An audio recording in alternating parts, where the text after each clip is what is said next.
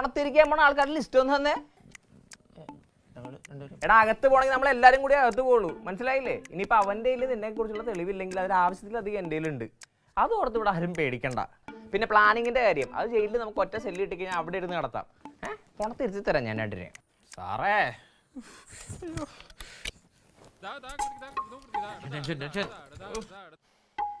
എന്നാലും ഇയാൾ ഇത് എങ്ങനെ കണ്ടുപിടിച്ചെന്ന്? എങ്ങനെ കണ്ടുപിടിക്കണമെന്നല്ലേ ഞാൻ പറഞ്ഞുതരാം. നീയല്ലേ ഈ സൈറ്റ് സൂപ്പർവൈസർ? ആ വാളിൽ നിന്ന് പുറത്ത് തള്ളിക്കണ കമ്പി അത് എന്താവശ്യത്തിനാണ് അവിടെ നിൽക്കുന്നത്? പണി കഴിഞ്ഞ് ഇമ്മീഡിയറ്റ് മുറിച്ച് മാറ്റാൻ പാടില്ലേ?